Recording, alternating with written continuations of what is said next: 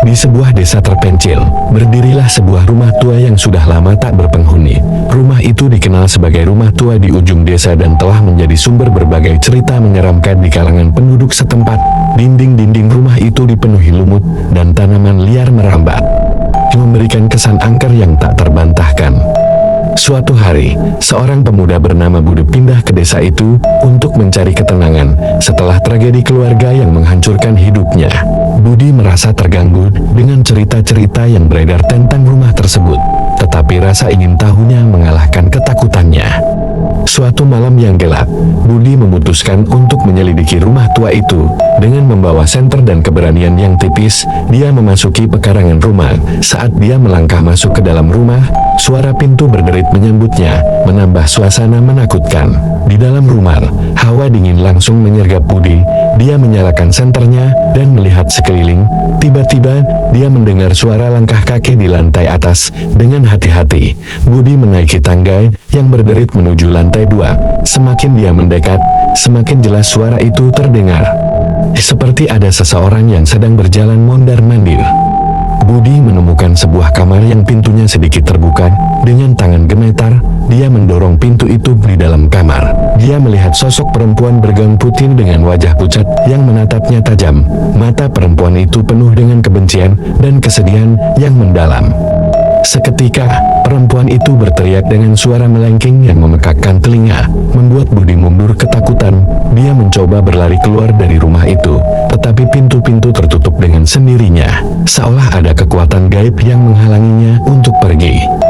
Budi akhirnya terpojok di salah satu sudut rumah, dikelilingi oleh suara-suara gaib dan bayangan-bayangan menakutkan. Tubuhnya gemetar, keringat dingin mengalir deras di wajahnya. Dalam putus asa, dia berdoa meminta pertolongan. Tiba-tiba, suara langkah kaki itu berhenti dan keheningan menguasai rumah. Pintu-pintu yang tertutup perlahan terbuka, memberikan jalan bagi Budi untuk melarikan diri tanpa membuang waktu. Dia berlari keluar rumah dengan napas tersengal-sengal, meninggalkan rumah itu di belakangnya. Setelah kejadian itu, Budi menceritakan pengalamannya kepada penduduk desa. Mereka memberitahunya bahwa rumah itu dihuni oleh roh seorang perempuan yang mati secara tragis. Sejak saat itu, Budi tidak pernah mendekati rumah tua di ujung desa lagi. Rumah itu tetap menjadi misteri yang tak terpecahkan, menyimpan kisah-kisah seram di dalamnya, menunggu korban berikutnya yang cukup berani untuk memasuki kegelapan di dalamnya. Budi berusaha melupakan pengalaman menyeramkan di rumah tua itu, tetapi mimpi buruk terus menghantui tidurnya. Setiap malam, ia bermimpi tentang perempuan bergaun putih itu yang memanggil namanya, memohon bantuan dengan suara yang terdengar samar-samar. Merasa tak tenang, Budi memutuskan untuk mencari tahu lebih banyak tentang sejarah rumah tersebut dan perempuan yang menghuni di dalamnya. Dia mendatangi kepala desa, Pak Joko, yang dikenal sebagai penjaga sejarah desa. Pak Joko menceritakan bahwa rumah itu dulunya milik keluarga kaya yang hidup harmonis, sampai suatu hari tragedi menimpa mereka. Anak perempuan mereka, Ratna, ditemukan tewas di kamarnya dengan wajah penuh ketakutan. Tidak ada yang tahu pasti apa yang terjadi, dan sejak saat itu, rumah tersebut ditinggalkan. Namun, Budi merasa ada sesuatu yang belum terungkap. Dengan bantuan Pak Joko, dia mengunjungi perpustakaan desa untuk mencari arsip dan catatan lama. Mereka menemukan sebuah buku harian yang tersembunyi di dalam salah satu buku sejarah desa. Buku harian itu milik Ratna, penuh dengan cerita tentang hidupnya yang kesepian dan ketakutan yang mencekam. Ratna menulis tentang suara-suara aneh yang sering dia dengar di malam hari, bayangan yang bergerak di lorong, dan mimpi buruk yang membuatnya terbangun dengan ketakutan. Pada halaman terakhir, tulisan Ratna menjadi semakin kacau, menunjukkan betapa teror yang dia alami semakin intens. Halaman terakhir diisi dengan kalimat yang ditulis berulang kali, "Mereka datang untukku." Budi dan Pak Joko terkejut dengan penemuan ini. Mereka memutuskan untuk memanggil seorang paranormal terkenal, Ibu Sari, untuk membantu menyelidiki lebih lanjut. Ibu Sari segera setuju setelah mendengar cerita mereka, merasa ada energi gelap yang harus disingkirkan dari rumah itu. Malam itu, mereka kembali ke rumah tua dengan Ibu Sari yang membawa berbagai alat dan perlengkapan ritual. Sesampainya di sana, Ibu Sari merasakan aura yang sangat kuat dan mengerikan. Dia mengarahkan mereka untuk membentuk lingkaran di ruang tamu dan mulai membaca mantra pembersihan. Ketika Ibu Sari mulai, suhu di dalam rumah mendadak turun drastis. Angin dingin berhembus dan suara-suara aneh kembali terdengar. Tiba-tiba Ratna muncul lagi, kali ini dengan air mata mengalir di pipinya. Dia mendekati Ibu Sari dan Budi, berbisik, "Tolong aku." Ibu Sari meminta Budi untuk membaca kalimat-kalimat di buku harian Ratna dengan suara lantang. Saat Budi membaca, bayangan-bayangan di sekitar mereka semakin bergerak gelisah. Ketika dia mencapai halaman terakhir, rumah bergetar hebat dan suara jeritan terdengar dari segala arah. Namun, setelah beberapa saat, getaran berhenti dan suasana menjadi tenang. Ratna perlahan-lahan memudar, senyuman lega terpancar di wajahnya sebelum menghilang sepenuhnya. Ibu Sari menghela napas panjang dan mengatakan bahwa roh Ratna telah dibebaskan. Budi merasakan beban yang selama ini menghimpit hatinya menghilang. Dia dan Pak Joko berterima kasih kepada Ibu Sari atas bantuannya. Rumah tua itu kini tampak lebih tenang dan damai, tidak lagi memancarkan aura mencekam seperti sebelumnya. Penduduk desa pun merasa lega mendengar bahwa roh Ratna telah beristirahat dengan tenang. Namun, rumah tua di ujung desa itu tetap kosong, menjadi pengingat bisu akan masa lalu yang kelam dan misteri yang telah terungkap. Budi kini bisa melanjutkan hidupnya dengan tenang, membawa pelajaran berharga tentang keberanian dan pentingnya mengungkap kebenaran, betapapun menakutkannya. Beberapa bulan berlalu, setelah kejadian di rumah tua di ujung desa, desa itu kembali tenang. Dan penduduk mulai melupakan kejadian yang pernah menghantui mereka. Namun, ketenangan itu tidak bertahan lama. Kabar beredar bahwa seorang pengusaha kaya, Pak Herman, membeli rumah tua itu dengan rencana untuk merenovasi dan menjadikannya penginapan mewah. Penduduk desa merasa cemas mengingat sejarah kelam rumah itu, tapi Pak Herman tidak percaya pada cerita-cerita hantu dan lebih fokus pada potensi bisnis. Renovasi dimulai dan pekerja bangunan mulai berdatangan. Namun, satu persatu pekerja melaporkan kejadian aneh, alat-alat yang hilang, suara-suara aneh di malam hari, dan bayangan yang bergerak di sudut mata mereka. Pak Herman mengabaikan laporan-laporan itu sebagai halusinasi dan kelelahan. Namun, semakin lama, kejadian aneh semakin intens. Pekerja mulai mengundurkan diri karena ketakutan meninggalkan proyek setengah jadi. Pak Herman merasa frustasi dan memutuskan untuk menginap di rumah itu sendiri untuk membuktikan bahwa tidak ada yang perlu ditakutkan. Malam pertama Pak Herman di rumah tua itu penuh dengan ketegangan. Dia mendengar suara langkah kaki di lantai atas. Namun ketika diperiksa, tidak ada siapa-siapa. Dia merasakan hawa dingin yang tiba-tiba dan melihat bayangan putih melintas di cermin, merasa marah dan takut. Pak Herman memutuskan untuk menghubungi paranormal lagi. Kali ini bukan Ibu Sari, tapi seorang paranormal muda bernama Andi yang terkenal karena pendekatan modernnya terhadap fenomena gaib. Andi membawa peralatan canggih, termasuk kamera inframerah dan alat pendeteksi elektromagnetik. Dia mengatur peralatan di berbagai sudut rumah dan mulai penyelidikan di malam hari. Sementara Andi bekerja, Pak Herman mengikuti dengan penuh skeptisisme, masih tidak percaya pada cerita hantu. Namun, bukti segera muncul.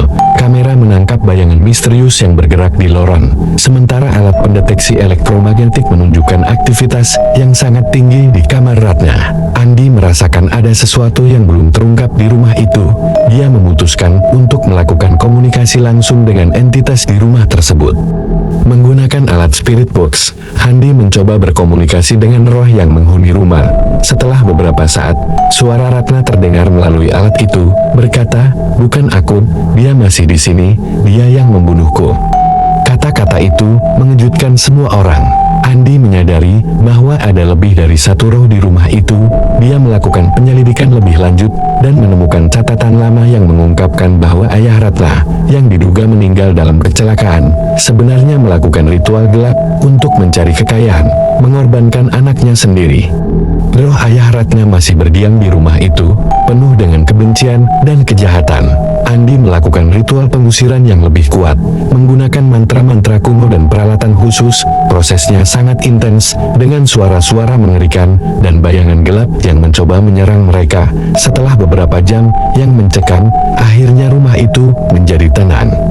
Suhu kembali normal, dan perasaan damai menguasai tempat itu. Pak Herman yang kini sangat percaya pada hal gaib, memutuskan untuk membatalkan proyek penginapan dan mengubah rumah itu menjadi monumen sejarah desa, sebagai pengingat akan tragedi yang pernah terjadi dan pembebasan roh yang terjebak di sana. Desa itu kembali tenang, dan rumah tua di ujung desa kini berdiri sebagai simbol keberanian dan penebusan, menyimpan kisah-kisah kelam yang tidak lagi menakutkan, tapi sebagai pelajaran berharga bagi generasi mendatang. Budi dan penduduk desa merasa lega, mengetahui bahwa akhirnya, rumah tua itu benar-benar bebas dari bayangan masa lalu. Beberapa tahun setelah rumah tua di ujung desa dijadikan monumen sejarah, desa itu menjadi lebih populer di kalangan wisatawan. Banyak orang datang untuk melihat rumah yang menyimpan cerita kelam dan menyaksikan pameran yang menggambarkan sejarah tragis keluarga Ratna. Namun, meski banyak yang datang, hanya sedikit yang benar-benar tahu kebenaran di balik cerita tersebut. Budi, yang kini menjadi pemandu wisata di desa itu, sering menceritakan pengalamannya kepada para pengunjung. Namun, di balik wajahnya yang ramah, Budi masih merasakan kekhawatiran. Ada sesuatu yang tidak bisa ia lupakan dari malam-malam menyeramkan di rumah tua itu. Sesuatu yang masih mengintai di benaknya. Suatu malam, ketika desa itu tertutup kabut tebal dan suasana menjadi mencekam, seorang wanita misterius datang ke desa. Dia memperkenalkan dirinya sebagai Lina, seorang peneliti paranormal yang tertarik dengan cerita rumah tua tersebut. Lina memiliki aura yang berbeda, penuh dengan kepercayaan diri dan pengetahuan mendalam tentang hal-hal gaib. Dia mendatangi Budi dan mengatakan bahwa dia merasa ada sesuatu yang belum terselesaikan di rumah itu. Awalnya, Budi ragu, namun nalurinya mengatakan bahwa Lina mungkin benar. Mereka memutuskan untuk kembali ke rumah tua itu sekali lagi, meskipun perasaan cemas dan takut mulai menyelimuti Budi. Malam itu, mereka membawa peralatan sederhana, senter, alat perekam, dan buku harian Ratna. Setelah memasuki rumah tua, mereka merasakan hawa dingin yang familiar. Suasana rumah itu tetap sama, penuh dengan aura misterius. Lina mulai melakukan ritual sederhana untuk memanggil roh yang masih tersisa di sana. Namun, tidak ada yang terjadi. Semuanya tampak tenang, bahkan terlalu tenang. Tiba-tiba, suara dentingan pelan terdengar dari arah kamar Ratna. Budi dan Lina saling memandang sebelum perlahan berjalan menuju kamar tersebut. Saat mereka membuka pintu, mereka melihat cermin di sudut kamar. Di cermin itu, samar-samar terlihat bayangan seorang pria dengan mata penuh kebencian. Lina menyadari bahwa ini adalah roh ayah Ratna, yang rupanya belum sepenuhnya pergi. Dengan keberanian yang kuat, Lina mulai membaca mantra pengusiran yang dia pelajari. Sementara itu, Budi membuka buku harian Ratna dan mulai membacakan kata-kata terakhir yang ditulisnya. Ruangan itu mulai bergetar, dan bayangan di cermin semakin jelas. Roh ayah Ratna tampak marah, berusaha menghentikan mereka. Namun, Lina dan Budi terus melanjutkan upaya mereka dengan gigih. Akhirnya, setelah perjuangan yang terasa seperti berjam-jam, roh itu menghilang, meninggalkan jejak dingin di udara.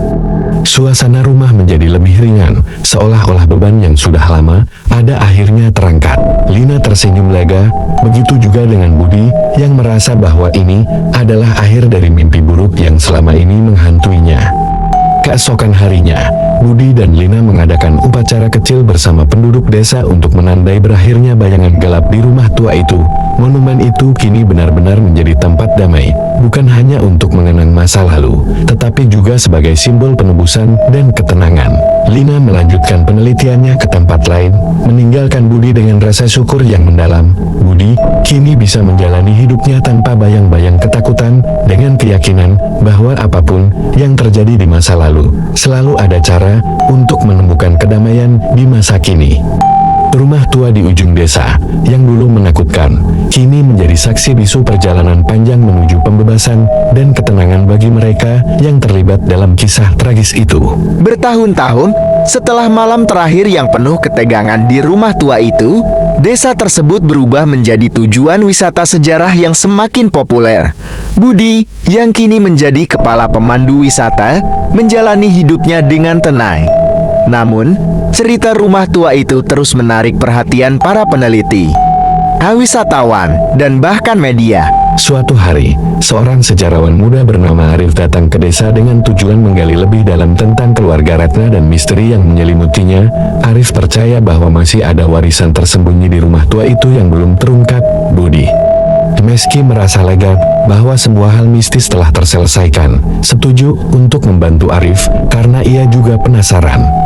Arif membawa beberapa dokumen kuno yang ia temukan di Arsip Nasional. Dokumen-dokumen ini menunjukkan bahwa keluarga Ratna memiliki sejarah yang lebih panjang dan lebih rumit daripada yang diketahui sebelumnya. Mereka menemukan bahwa ayah Ratna, Pak Rahmat, adalah keturunan dari garis keluarga yang pernah terlibat dalam praktik ilmu hitam dan ritual kuno yang berbahaya. Budi dan Arif kembali ke rumah tua itu dengan harapan menemukan petunjuk baru. Mereka memutuskan untuk memeriksa setiap sudut rumah dengan cermat. Di ruang bawah tanah yang jarang dijamah, mereka menemukan sebuah lemari tua yang tersembunyi di balik tumpukan barang-barang berdebut. Di dalam lemari itu, terdapat kotak kayu yang terkunci rapat. Dengan hati-hati, mereka membuka kotak itu dan menemukan beberapa artefak aneh, buku-buku berisi mantra kuno, jimat-jimat, dan sebuah jurnal milik Pak Rahmat. Jurnal itu mengungkapkan bahwa Pak Rahmat memang melakukan ritual gelap untuk mencari kekayaan, tetapi ada sesuatu yang lebih mengerikan. Dia berusaha memanggil kekuatan kuno untuk abadi. Di antara halaman-halaman jurnal, ada petunjuk tentang ritual terakhir yang tidak selesai, yang mungkin menjadi penyebab roh Pak Rahmat tidak sepenuhnya pergi. Arif dan Budi menyadari bahwa mereka harus menyelesaikan ritual tersebut untuk benar-benar membersihkan rumah itu dari pengaruh jahat. Malam itu, dengan hati-hati mereka mengikuti instruksi dari jurnal Pak Rahmat. Mereka menyalakan lilin-lilin di titik-titik tertentu di rumah, mengucapkan mantra pembebasan, dan menggunakan jimat-jimat untuk melindungi diri mereka. Selama ritual, mereka merasakan kehadiran roh Pak Rahmat yang marah mencoba menghentikan mereka. Namun, dengan keberanian dan tekad, Budi dan Arif menyelesaikan ritual tersebut. Sebuah angin kencang tiba-tiba berhembus melalui rumah, membawa aroma kemenyan dan suara gemuruh yang menakutkan. Perlahan, rumah itu menjadi tenang dan hawa dingin yang selama ini menyelimutinya menghilang. Keesokan harinya, suasana di rumah tua itu berubah drastis. Tidak ada lagi perasaan mencekam, dan rumah itu tampak lebih terang dan damai. Arif dan Budi merasa lega, yakin bahwa mereka telah benar-benar mengakhiri kutukan yang menyelimuti tempat itu. Mereka mengumumkan penemuan mereka kepada penduduk desa, dan sebuah upacara besar diadakan untuk merayakan pembebasan rumah tua itu dari pengaruh jahat. Rumah tersebut kini menjadi lambang kekuatan, keberanian, dan pengetahuan yang menyelamatkan. Budi, dengan perasaan damai, melanjutkan hidupnya, merasa bahwa akhirnya rumah tua di ujung desa itu benar-benar menjadi tempat yang bebas dari bayang-bayang masa lalu. Arif kembali ke kotanya, membawa cerita dan pengetahuan baru yang akan ia bagi kepada dunia. Memastikan bahwa sejarah kelam rumah itu tidak pernah terlupakan, tetapi juga tidak lagi menakutkan. Warisan tersembunyi telah terungkap, dan dengan itu, desa dan rumah tua itu akhirnya menemukan ketenangan yang sejati.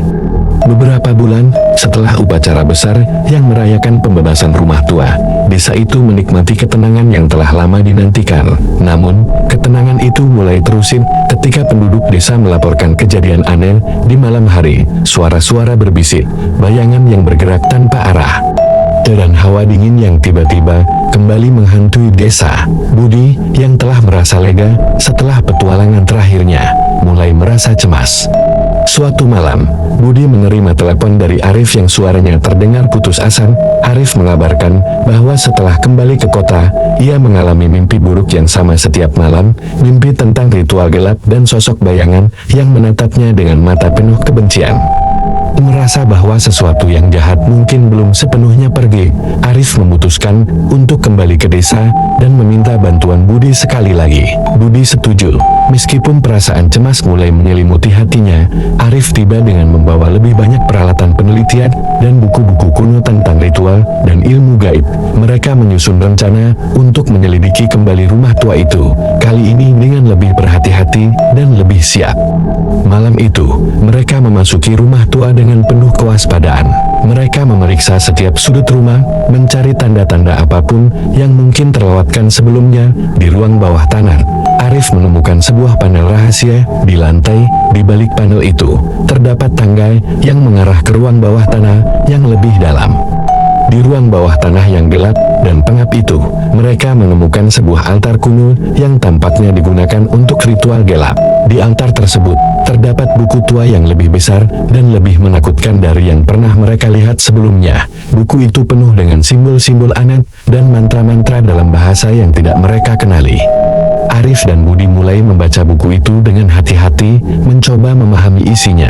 Mereka menemukan bahwa roh Pak Rahmat mungkin bukan satu-satunya entitas jahat di rumah itu. Buku tersebut menyebutkan nama bayangan abadi, makhluk kuno yang bangkit dari kegelapan ketika dipanggil oleh ritual tertentu.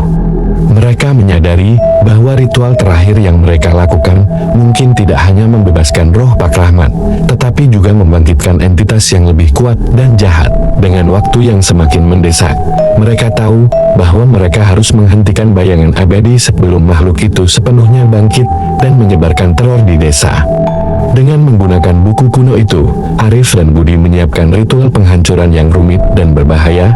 Mereka menyalakan lilin-lilin di sekitar altar dan mulai mengucapkan mantra penghancuran dengan suara lantang. Ketika mereka membaca mantra tersebut, rumah itu mulai bergetar hebat dan bayangan gelap mulai mengelilingi mereka. Tiba-tiba, bayangan abadi muncul di hadapan mereka dengan mata yang memancarkan kebencian dan kekuatan gelap yang luar biasa. Dengan keberanian yang kuat, Arif dan Budi terus membaca mantra. Meskipun rasa takut menyelimuti mereka, bayangan itu berusaha menghentikan mereka, tetapi mereka bertahan dengan tekad yang tak tergoyahkan. Setelah beberapa saat yang terasa seperti keabadian, sebuah ledakan cahaya terang mengusir bayangan itu, dan suara gemuruh terakhir terdengar. Rumah itu menjadi tenang, dan hawa dingin perlahan menghilang. Mereka berhasil, bayangan abadi telah dihancurkan. Keesokan harinya, suasana di desa kembali tenang dan damai. Budi dan Arif merasa lega, yakin bahwa mereka akhirnya berhasil mengakhiri teror yang menyelimuti rumah tua itu. Penduduk desa sekali lagi mengadakan upacara syukur, dan rumah tua itu kini benar-benar menjadi tempat yang bebas dari kegelapan. Budi melanjutkan hidupnya dengan lebih tenang, membawa pengalaman dan pelajaran berharga dari petualangan yang penuh bahaya itu. Arif kembali ke kota dengan pengetahuan baru, bertekad untuk menulis kisah mereka dan membagikannya kepada dunia, memastikan bahwa sejarah rumah tua itu tidak hanya dikenang, tetapi juga dipelajari sebagai peringatan akan kekuatan dan bahaya dari hal-hal yang tak terlihat. Rumah tua di ujung desa, yang dulunya penuh dengan bayangan dan ketakutan, kini berdiri sebagai simbol keberanian, pengetahuan, dan penebusan. Sebuah warisan yang mengajarkan pentingnya keberanian dalam menghadapi kegelapan.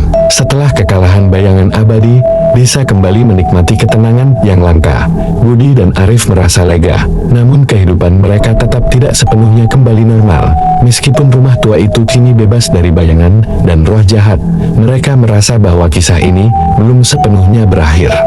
Arif kembali ke kotanya dengan rencana menulis buku tentang pengalaman mereka. Namun, seiring berjalannya waktu, ia merasa semakin terganggu oleh penglihatan dan mimpi yang aneh.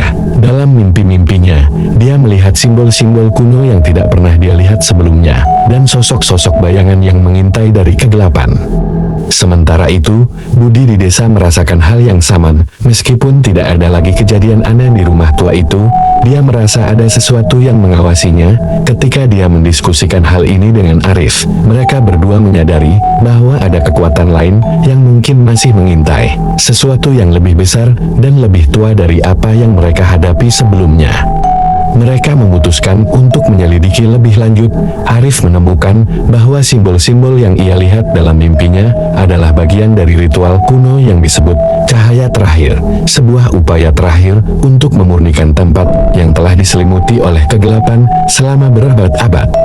Mereka menyadari bahwa untuk benar-benar membebaskan desa dan diri mereka sendiri, mereka harus menyelesaikan ritual ini. Dengan persiapan yang lebih matang, Budi dan Arif mengumpulkan semua informasi yang mereka bisa tentang ritual tersebut. Mereka belajar bahwa ritual ini membutuhkan 5 elemen: tanah, air, api, udara, dan esensi dari keberanian manusia. Mereka memutuskan untuk melakukannya di malam purnama, saat energi spiritual dianggap paling kuat. Pada malam yang ditentukan, mereka kembali ke rumah tua dengan hati-hati. Membawa 5 elemen tersebut, mereka menyiapkan altar di ruang tengah, menyalakan lilin-lilin, dan menyebar elemen-elemen di sekitar lingkaran ritual. Mereka mulai mengucapkan mantra cahaya terakhir dengan penuh konsentrasi, memohon kepada kekuatan alam dan roh leluhur untuk memurnikan tempat itu. Saat mereka membaca mantra, rumah mulai bergetar lagi. Angin dingin berhembus, membawa bisikan yang tidak bisa mereka mengerti. Namun, kali ini, ada juga cahaya lembut yang mulai muncul dari lilin-lilin, memancarkan aura kedamaian. Namun, tiba-tiba, sebuah bayangan besar muncul di tengah lingkaran, mengganggu ritual mereka. Bayangan itu berbicara dengan suara yang dalam dan mengerikan. "Kalian pikir bisa mengusirku? Aku adalah bagian dari tempat ini selama berabad-abad." Budi dan Arif tidak mundur.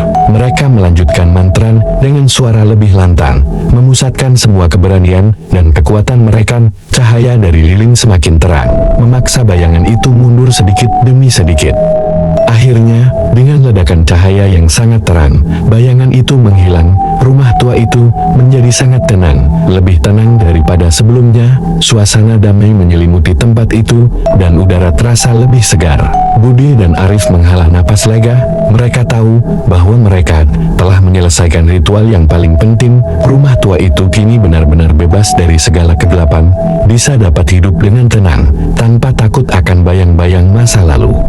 Keesokan harinya, mereka berbicara kepada penduduk desa tentang apa yang telah mereka lakukan. Upacara besar diadakan untuk merayakan pembebasan rumah tua dan desa dari segala kekuatan jahat. Rumah itu kini menjadi simbol ketenangan, keberanian, dan penebusan. Arif melanjutkan menulis bukunya, yang kemudian menjadi bestseller dan menginspirasi banyak orang untuk menghargai sejarah dan keberanian dalam menghadapi ketakutan. Budi tetap di desa, menjalani hidupnya dengan tenang, menjadi pemandu yang bijaksana bagi generasi berikutnya. Rumah tua di ujung desa, yang dulunya penuh dengan ketakutan dan misteri, kini berdiri sebagai monumen perdamaian, mengingatkan semua orang bahwa dengan keberanian dan pengetahuan, bahkan bayangan tergelap pun dapat diusir oleh cahaya. Cahaya terakhir telah menyinari desa, membawa kedamaian yang sejati. Beberapa tahun setelah kemenangan terakhir melawan kegelapan di rumah tua, desa tersebut tumbuh semakin makmur. Wisatawan dari seluruh penjuru datang untuk melihat tempat yang kini dikenal sebagai simbol keberanian dan ketenangan. Budi, yang terus menjadi pemandu wisata, merasa bangga dengan pencapaiannya dan sejarah desa yang terus hidup dalam cerita. Namun, ketenangan itu sekali lagi terusik ketika seorang arkeolog terkenal, Dr. Nadia, tiba di desa. Dia membawa berita mengejutkan. Sebuah penemuan di sebuah gua terpencil dekat desa menunjukkan adanya hubungan langsung dengan rumah tua itu dan kekuatan jahat yang pernah mereka hadapi. Dr. Nadia menunjukkan kepada Budi dan Arif yang kembali ke desa untuk mendengar kabar itu, sebuah artefak kuno yang ia temukan di gua tersebut. Artefak itu berupa sebuah prasasti batu dengan simbol-simbol yang sama seperti yang mereka temukan dalam buku ritual. Nadia menjelaskan bahwa gua itu mungkin pernah digunakan oleh leluhur desa untuk menyegel kekuatan gelap yang terus berusaha bangkit. Prasasti itu menyebutkan jejak terakhir, sebuah ritual kuno yang dilakukan untuk memastikan bahwa kegelapan tidak pernah bangkit kembali. Mereka menyadari bahwa meskipun mereka telah menyelesaikan banyak ritual pemurnian, kegelapan itu masih memiliki sisa kekuatan yang tersembunyi di dalam gua. Mereka memutuskan untuk menyelidiki gua tersebut, membawa peralatan dan bekal yang cukup untuk menghadapi apapun yang mungkin mereka temukan. Perjalanan menuju gua tidak mudah, medan yang terjal dan berbahaya menguji keberanian dan ketahanan mereka. Namun, semangat untuk memastikan keselamatan desa membuat mereka terus maju.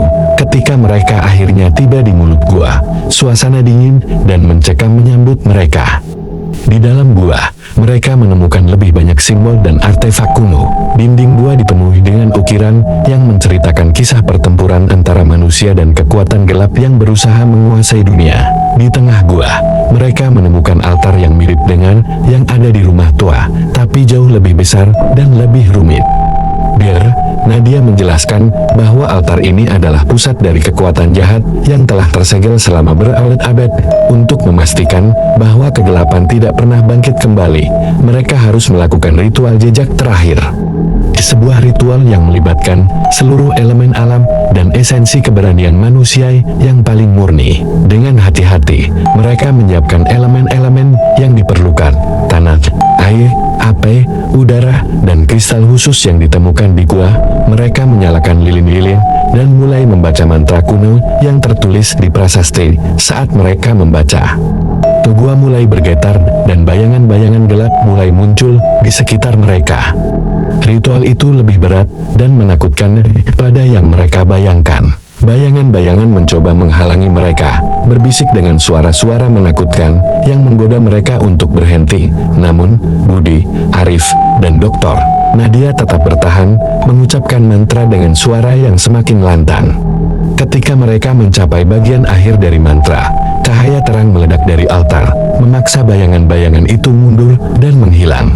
Gua itu menjadi tenang, dan udara terasa lebih ringan. Mereka tahu bahwa mereka telah berhasil menyelesaikan ritual jejak terakhir, memastikan bahwa kegelapan tidak akan pernah bangkit lagi. Kembali ke desa, mereka disambut dengan sorak-sorai dan rasa syukur dari penduduk. Upacara besar diadakan untuk merayakan keberhasilan mereka, dan Dr. Nadia, Budi, dan Arif dipuji sebagai pahlawan yang memastikan keselamatan desa untuk generasi mendatang. Rumah tua di ujung desa, bersama dengan gua yang tersembunyi, kini menjadi bagian dari tur sejarah yang menarik banyak orang. Mereka menjadi simbol ketahanan dan keberanian, mengingatkan semua orang bahwa kegelapan dapat diusir dengan cahaya pengetahuan dan keberanian hati. Budi, yang kini menjadi tokoh terkenal di desa, menjalani hidupnya dengan tenang, mengetahui bahwa mereka telah mengakhiri ancaman yang pernah mengintai mereka. Arif melanjutkan karirnya sebagai penulis dan sejarawan, membawa cerita ini ke seluruh dunia. Dr. Nadia terus melakukan penelitiannya, mengungkap lebih banyak misteri kuno dengan pengetahuan yang ia dapatkan dari pengalaman di desa itu. Kisah mereka menjadi legenda, sebuah cerita tentang keberanian, pengetahuan, dan kemenangan atas kegelapan yang terus menginspirasi generasi berikutnya. Desa itu, dengan rumah tua di ujungnya, berdiri sebagai saksi bisu dari pertempuran antara cahaya dan kegelapan, sebuah tempat di mana ketenangan akhirnya ditemukan. Setelah bertahun-tahun perjuangan, beberapa tahun telah berlalu sejak upacara besar yang menandai keberhasilan ritual jejak terakhir. Desa itu kini telah berubah menjadi tujuan wisata terkenal, dengan rumah tua dan gua kuno menjadi daya tarik utama. Budi, Arif, dan Dr. Nadia menjadi nama yang dihormati, dikenang sebagai pahlawan yang telah membawa kedamaian abadi bagi desa. Namun, meskipun kegelapan tampaknya telah menghilang, sisa-sisa misteri tetap ada. Di suatu malam yang tenang, saat bulan purnama menerangi desa, seorang penduduk desa bernama Sinta mulai mengalami mimpi aneh. Dalam mimpinya, dia melihat bayangan samar yang memanggilnya ke dalam hutan di dekat gua. Yang merupakan seorang arkeolog amatir dan sangat tertarik pada sejarah desa, memutuskan untuk menyelidiki lebih lanjut. Sinta menghubungi Budi dan menceritakan mimpinya. Meskipun merasa cemas, Budi setuju untuk menemani Sinta ke hutan. Mereka membawa senter dan peralatan sederhana untuk menjelajahi daerah itu. Saat mereka memasuki hutan, suasana menjadi semakin aneh dan mencekam. Angin berbisik melalui pepohonan, seolah membawa pesan dari masa lalu. Di tengah hutan, mereka menemukan sebuah pohon besar dengan akar yang mencuat dari tanah, membentuk semacam pintu masuk ke bawah tanah. Tanpa ragu, mereka mengikuti jalur akar itu yang membawa mereka ke sebuah ruangan bawah tanah tersembunyi yang dipenuhi dengan simbol-simbol kuno dan artefak misterius. Di tengah ruangan, terdapat sebuah altar kecil dengan sebuah buku tua yang tampak berdebu. Sinta membuka buku itu dan menemukan bahwa itu adalah jurnal Pak Rahmat yang lain, lebih rinci dan lebih gelap dari yang ditemukan sebelumnya. Jurnal itu mengungkapkan bahwa meskipun banyak ritual telah dilakukan untuk menahan kegelapan, masih ada satu ritual terakhir yang belum sebelum ritual ini dirancang untuk mengunci kegelapan selamanya, mencegahnya untuk bangkit kembali. Namun, ritual ini memerlukan keberanian, pengorbanan, dan keyakinan yang luar biasa. Sinta dan Budi menyadari bahwa mereka harus menyelesaikan ritual ini untuk memastikan kedamaian abadi bagi desa.